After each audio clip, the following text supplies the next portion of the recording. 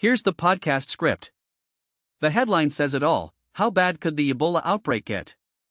And that question is exactly what health officials, researchers, and communities on the ground in East Africa are grappling with right now. Here's where things stand. There are currently over 1,000 confirmed cases of this Ebola outbreak, and health officials are warning that without a significantly ramped-up response, it could become one of the worst ever recorded. To put that in perspective, the 2014 outbreak, the one that shook the world, eventually surpassed 20,000 cases. The CDC has modeled two scenarios for this outbreak: a worse one that could also reach those catastrophic numbers, and a better one that keeps it under 10,000. Which path we end up on depends on several critical factors. The first is testing. Early in this outbreak, health workers failed to quickly identify the specific species of Ebola responsible, a strain called Bundibugyo. That delay, combined with a shortage of testing equipment, meant infected people were missed. And without fast test results, health workers can't rule out malaria, which looks almost identical to Ebola in its early stages.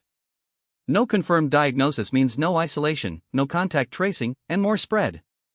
Congo's National Biomedical Research Institute, working with international agencies, has since expanded genetic testing and is now processing most results the same day.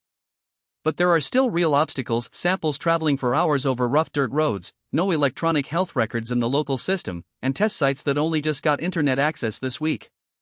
The second major factor is contact tracing, and this is where things get complicated. To stop an Ebola outbreak, 95% of people who've had close contact with an infected person need to be identified and monitored. Uganda is nearly hitting that mark. But on the Congolese side of the border, the numbers are far more difficult. Only around 70% of contacts are being followed, and experts believe thousands more haven't even been identified yet.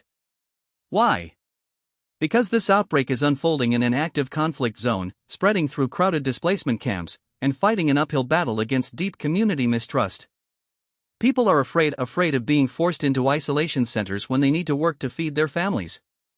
They're skeptical of international health workers who show up for Ebola but not for the malaria that kills children in large numbers, or for safe childbirth, or malnutrition. Misinformation is rampant on social media. And there is fear that dying in a health center means being denied traditional funeral rites, including washing the body, a cultural practice that is also one of the highest risk ways the virus spreads. That's the human reality behind the case count. Then there's the question of vaccines and treatments. Here's the stark truth: there are approved vaccines and treatments for other strains of Ebola, but none that specifically target Bundibugyo. Right now, the only thing the WHO recommends is supportive care, for fluids, antibiotics, managing organ failure. The Coalition for Epidemic Preparedness Innovation, known as CEPI, has committed more than $63 million to develop and test Bundibugyo-specific vaccines, with 4 candidates in development. The approach is to adapt existing vaccine designs to this particular strain and scale up manufacturing as fast as possible. On the treatment side, a monoclonal antibody called MBP-134 has already shown strong results against Bundibugyo in monkey trials and is confirmed safe in people. Researchers are also looking at an antiviral drug called Obeldesivir. It's a cheap pill, which makes it attractive for widespread use, and are planning trials for people who've been exposed but haven't yet shown symptoms. The catch? These trials could take several months to deliver results.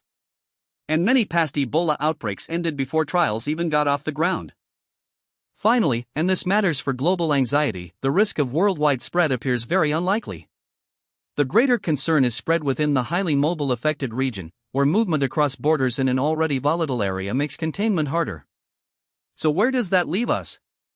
This outbreak is serious, the trajectory is uncertain, and the outcome depends on a race between viral spread and the ability of health workers to test faster, trace more contacts, build community trust, and deliver medical tools that simply don't exist yet. The story of this Ebola outbreak is still being written, and the next few months will determine which ending we get.